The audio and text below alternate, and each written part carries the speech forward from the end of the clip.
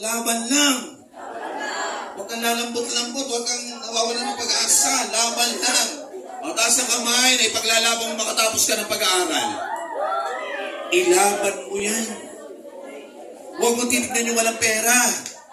Huwag mo titignan na walang trabaho tatay mo. Anong tignan mo? May Diyos kang kasama na malaki na kayang ibigay ang lahat ng iyong kailangan. So sa katabi niya, nag-worry ba si David? Ano lang ang ginamit niyang panlaban? Tirador! Sang batong bilog. Di ba? Pero ang natalo niya, ang kinatatakutan ng kanyang bayang Israel. Amen? Kaya sabi lang katabi uli, panalo ka na. Pumalakpak ng Kwaresma yung panalo na. O yan, di ba? Amen? Sino ba? Si Hosea. Si Hosea, batang-bata siya nang tawagin ng Panginoon. Mga kapatid, Hosea was a boy. He became to throne in age of 8. 8 taon pa lang siya ay naging hari na siya. 8 taon. Tira mo yung katabi mo kung pwede maging reyna na. Kung pwede maging hari na, ilang taon na yan. Ha? Pero tingnan niyo si Hosea, 8 taon pa lang siya, humawak na siya ng kaharian. 8 taon. Binananan niya ang trono. Siya na ang nagkukuman sa kanyang nasasakupan. And in the age of 16, he began to seek God. Pero dumating siya sa 16 na taon, hinanap na niya ang Diyos. Tanong katabi mo, ilang taong ka na? Hinahanap mo ba si Lord? Kahit hindi mo hinahanap si Lord, ikaw ang hinanap ngayon ni Lord. Ikaw ang hinahanap ni Lord ngayon. Kaya nga ano sinasabi dito mga kapatid, sa ating pinag-aaralan, Hosea was the important element in preparing the nation for the Savior arrival. Siya ang ginamit ng Panginoon na instrumento bilang kabataan para ihanda ang pagdating ng tagapagligtas.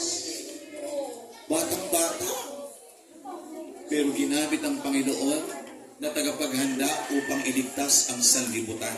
Sino pang kabataan ang ginamit ni Lord? Si Mama Mary.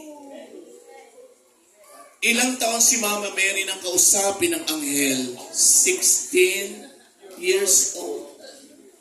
Nasa kamay dito ng 16 years old ka. Sino na ako mausap sa'yo? Sino na ako makausap sa'yo? Amen? Pero si Mama Mary kinausap ng anghel sa kanyang kabataan na 16. At ano dahil ako ba kinausap? Siya ang magdadala ng tagapagligtas nating lahat. Sabi mo sa katabi mo, malay mo, ikaw ang maghahatid sa pamilya mo ng kasaganaan, ng tagumpay, ng kapayapaan, ng pagkakaisa. Harapin mo ulit katabi mo. Kaya lagi mo isipin, mahalaga ka. Dahil mayroon kang ihahatid sa ikabubuti ng iba. Amen? At asa ka ba dito na gustong maging ambassador para maghatid ng kabutihan sa iba? Di ba? Katulad mga kapatid ng ating pinag-aaralan. Kaya anong sinasabi dito sa ating pinag-aaralan mga kapatid? Si Mama Mary noon ay batang-bata. Pero isa lang ang sinabi niya sa gitna ng kanyang kabataan, maganap sa akin ang ayon sa winikang. Mangyari sa akin ang ayon sa iyong sinabi. Amen? Sino pa mga kapatid? Si Timothy. Si Timoteo.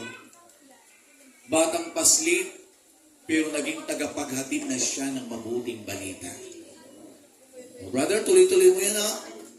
Ganda ng mga binitawan mo kanina ng salita ha. Di ba? Ituloy mo yan. Ano ka ba? Magpapari ka ba? O ano ka ba? Ay, di magagalit ba?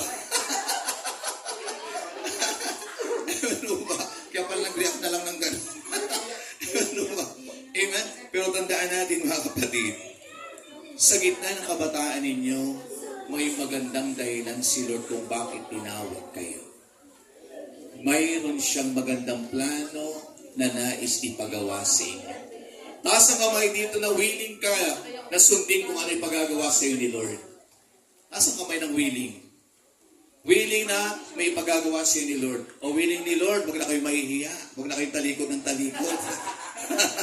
Wag iwas ng iwas. Ewan ba?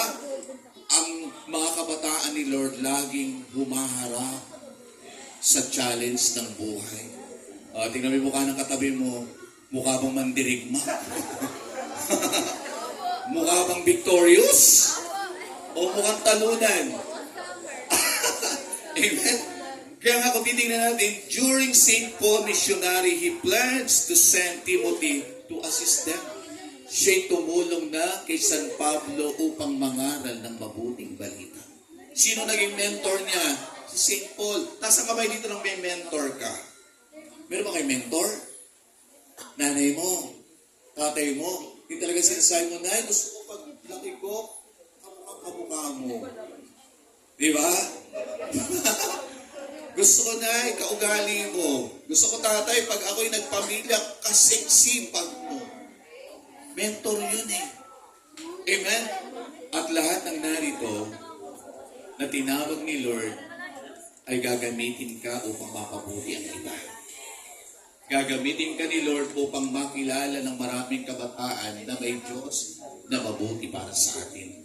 At bilang panghuli, mga kapatid, you can accomplish magnificent things for the Lord cause. Amen? Taas ang kamay dito na ang panawagan ni Lord ngayon sa iyo, hindi mo tinatapos dito. Kundi sinasabi mo, Lord, hanggang gusto mo, ino-offer ko sa iyo ang buhay ko. Gamitin mo ang buhay ko. Amen? Alam niyo, nag-umpisa ako mag-serve kay Lord, nag-kursilyo ako 15 years old. After kursilyo 15 years old, nag-serve na ako sa simbahan namin. At hanggang ngayon ay eto ako. Yung nagkakamera sa inyo, anak ko ito. Gusto rin niya maging preacher. No. Hindi ko siya pinilit, pero may calling si Lord sa kanya. Amen? Taas ang kamay dito na pwede may pangako kay Lord. Lord, gamitin mo lang po ako para sa kabubuti ng iba. Kabubuti ng pamilya ko, ng mga kapatid ko, ng mga kaibigan ko, ng lahat ng tao makakasalamuha ko. And God can use you mightily. Di ba yung kuwar nga natin kanina, no? May ilalaban na. Amen? Talagang binibigay nila yung the best kay Lord. Amen ba? Kaya huwag yung hihinto kakakanta. Pero matutulog din naman kayo. Pero ang sinasabi dito mga kapatid, God can use us mightily. Sa bawat pagtayo mo, sasamahan ka ng Diyos. Sa bawat hamon ng buhay, sasamahan kayo ng Diyos. Sa bawat pangarap mo na kasama mo siya, matutupad ang lahat ng pangarap mo sa buhay. So anong challenge sa atin ng Panginoon? Are you willing to respond the call to do something for God? Tayo ba ay umoo kay Lord na gawin natin kung anong pinagagawa niya sa atin? Ulitin ko ulit ang tanong ko. Challenge. Kayo ba'y handa kung anong pinagagawa sa inyo ni Lord after nitong pagdalo ninyo? Mataas ang kamay na willing ka. Isa lang sasabihin nyo kay Lord, Lord, kung ano po gusto nyo, doon nyo po ako dalhin. Amen ba? So, He needs you young people to be His companion for the mission. Kailangan niya kayong kabataan. Alam niyo ba, pagpunta ka sa rehabilitation, puro kabataan ang nandoon, puro adik. Pupunta ka sa juvenile, mga kabataan na nakabilanggo, walang nangyayari sa buhay nila. Pero nandyan kayo na tinawag ni Lord upang mabahaginan nyo ng kabutihan ang iyong kapwa. Ang iyong kapwa kabataan.